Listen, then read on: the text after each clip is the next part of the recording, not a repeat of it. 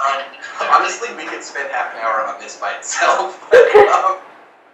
Honestly, it wasn't a straightforward path at all. I grew up on a farm in Saskatchewan. And so the closest neighbor was 3 miles away, and it was my grandma. So that sort of sets the context a little bit. And so when you turn the lights off at night, it was dark. Like, there were just no lights. And so every night you could, go out to the deck and look up, and there's this beautiful blanket of stars and just the most stunning skies that you'd ever see anywhere in the world. And so even as a little kid, I was fascinated by space. I thought it was amazing. I was interested in it, and I always knew I wanted to work in it, and I had no idea how I was going to do that. And so it really was a roundabout way of doing things. I mean, I started off by studying biochemistry. So I was doing malaria research to begin with, traded that in, and started working on how to rehabilitate trout habitats. So basically working on how to make fish happy in rivers, which then turned into, I had some friends who had entered a contest sponsored by the European Space Agency as to how you could find water on Mars. I didn't know anything about it, but I know that I wanted to help, and so I joined up with them, and we ended up working on it for about a year. After that, I was asked to do a PhD on it, and so my graduate work was all looking at comparing landscapes in the Canadian Arctic and how they're similar to Mars, and how we can learn things about Mars by going to northern Canada. And it just it was, like I said, it wasn't a straight path at all, but I mean, I think I worked hard, I knew that I wanted to do it, and I was nice to people, and really that's what happens. I mean, you never know when you're going to get an opportunity to do it, but better be ready when it comes.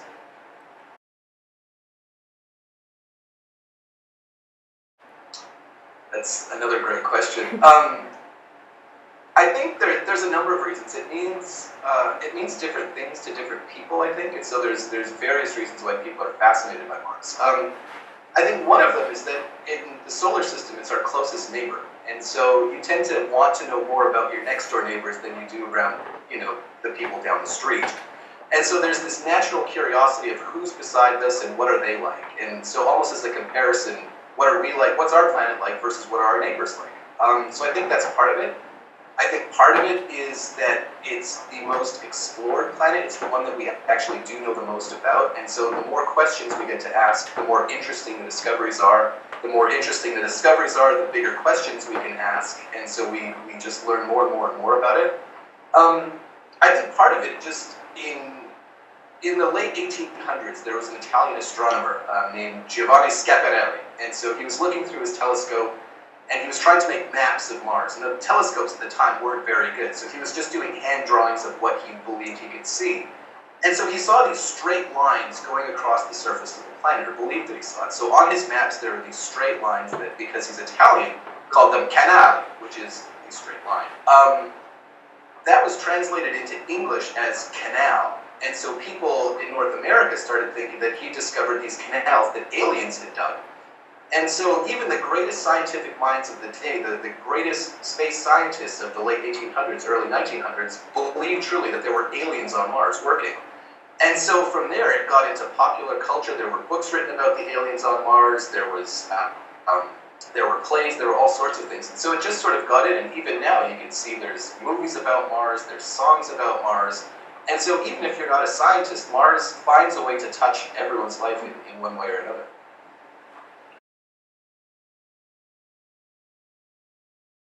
Sure.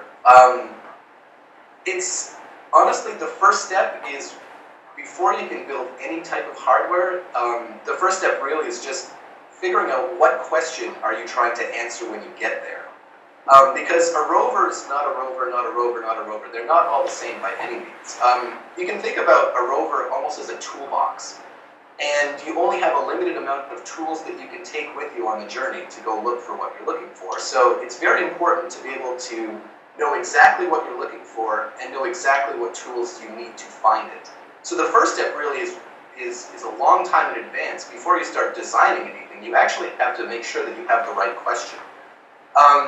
After that, the next part of the challenge is making sure that there's somewhere on Mars that you can actually land.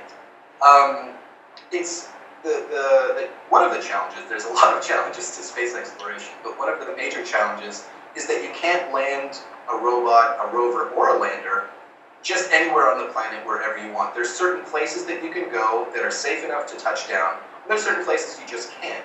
So even if you ask a really interesting scientific question, if the answer is located in a place you can't get to, then we need to start the process again. So really, it's always going to be a balance between what do scientists want to do and what can engineers actually do.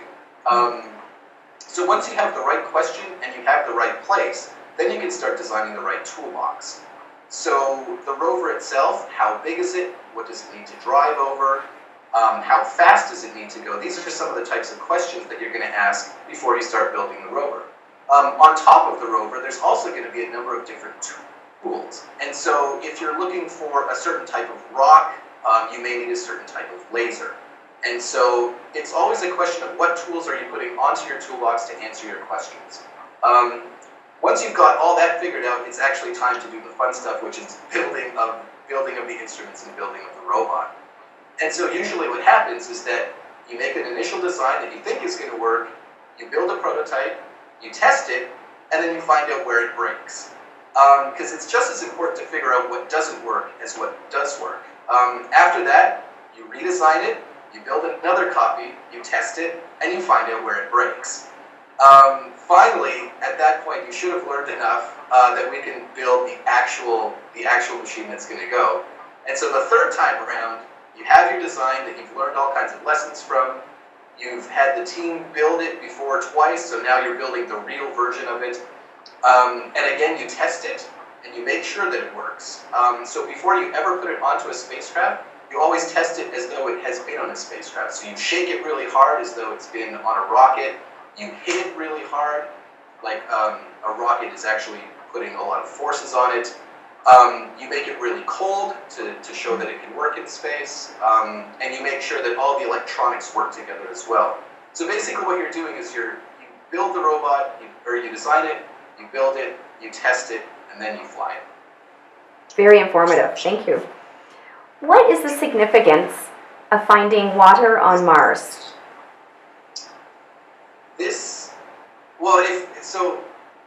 So in the late 1800s, people thought that there were water-filled canals. And then as discoveries came on, we realized, no, these were just lines in the rock, and it wasn't actually aliens that had built it. So we went from, yes, there's aliens with water, to there's no water at all. And as we started exploring more and more about Mars, we thought at first that there could never be liquid water on Mars because it was too cold and the atmosphere wasn't thick enough to keep it liquid. And so scientists for the last 100 years believed that there was no way we could keep water on the surface of Mars.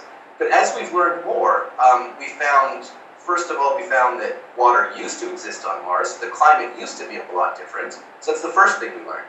The second thing we learned is that there's a lot of water stored underground in the form of ice. So there's frozen water and lots of it under the surface of Mars. But finding liquid water at the surface of Mars, first of all, changes the way that we understand how this planet behaves. But also, one of the most important questions is we're looking for other forms of life in the solar system. And on Earth, every form of life that we know requires liquid water to be present. And so if we find liquid water on another planet, it doesn't mean that we'll find life, but it means that we might. Great. And I guess this is tied into my next question. How can the findings on Mars help us understand more about the origins of life on Earth? Sure. The origins of life on Earth, obviously, it's a big question. Where did life come from? Did it only happen here? And so one of the big questions is not only can we find life on another planet, but did it originate there? And those are two very, very important questions, because one of the thoughts is that the seeds of life on Earth came from outer space, either from comets or from meteorites or from asteroids. And so the question is, was it, Earth happened to be the best place and had all the right conditions that type of life could form, but were these seeds planted everywhere throughout the solar system? And so the question is, if they were planted in other places, could they grow? Was there something growing on another planet? So that's the first question about, is there even life anywhere else? But I think one of the other big questions is, did life originate there? And is it the same type of life as what's on Earth? And so these are some of the things that a lot of scientists around the world are trying to figure out.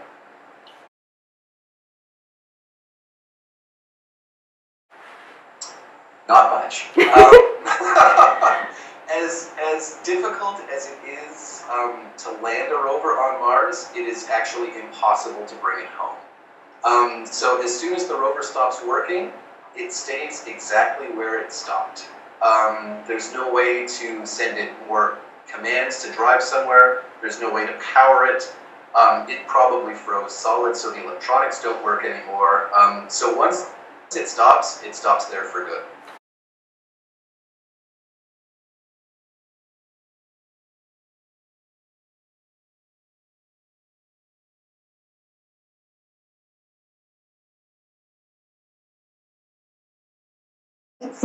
It's Earth takes 1 year to go around the sun. Mars takes about 2 years to go around the sun. And so what happens, or what that means, is that Earth and Mars aren't always the same distance away from each other. And so sometimes they're really, really close, and sometimes they're really, really far. And typically, when we want to send a spacecraft to Mars, we want to do it in the shortest time possible because it's difficult to put enough fuel on board for long flights, and it's a difficult journey as well. So the shorter the trip, the better it is for us. And so it's only every 2 years or so, it's about 26 months, where Earth and Mars are in a position relative to each other that we can launch a spacecraft to get to Mars in a short amount of time. We can launch anytime we wanted, if we wanted to spend 2 or 3 years during the cruise. But in order to shorten the journey as much as possible down to 7 to 9 months, we have to wait every 26 months or so. And so that's called a launch window. And if you go back in time, that's why you'll see that Mars missions have typically been launched every 2 years.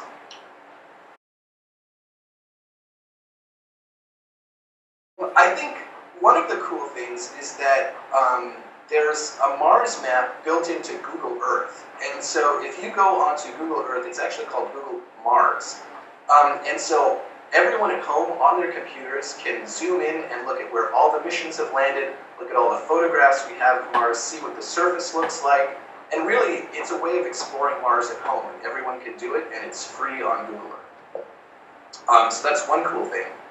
But I think the coolest thing that I can think of for the readers is that all the space agencies around the world are working on a way to get humans to Mars. Eventually, that's where we'd like to go. We're not ready yet, and we're not going to be ready for about, another probably 15 to 20 years before we're even able to start. And so it's the people that are about 10 years old, 8 to 14 right now, that are going to be the right age to be the astronauts that are selected to go to Mars. So if you start working on it now, you might be the first person to be on Mars.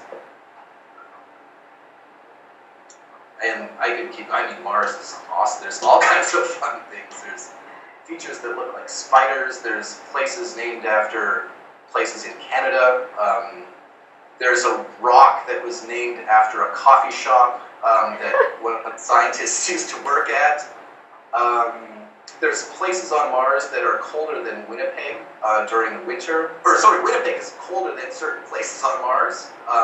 So in the dead of winter on the prairie, sometimes it's chillier there than it is at the equator.